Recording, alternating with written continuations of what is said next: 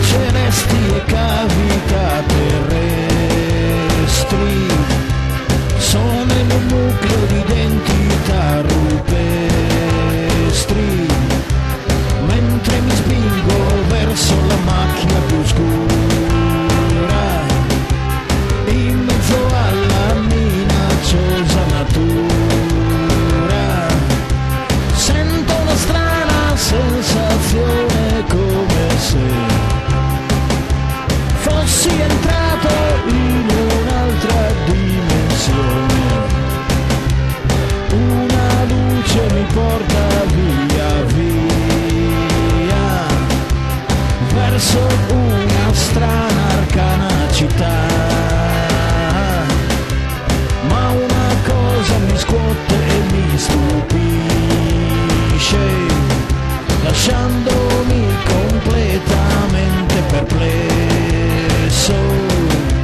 Gli abitanti sono tutte donne e per di più tutte molto belle, e la fantasia che mi porta via, oppure pura sacrosanta follia,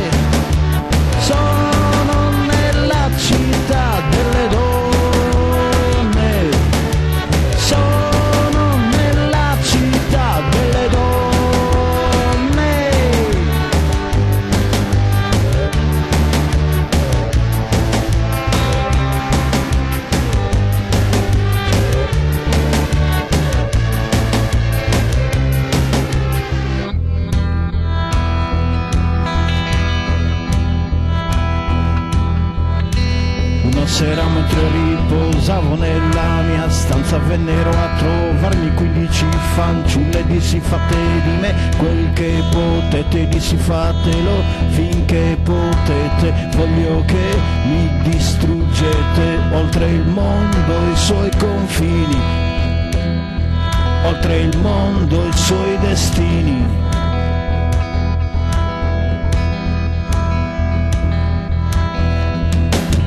Corpi celesti e cavità terrestri sono in un nucleo di identità rupestri.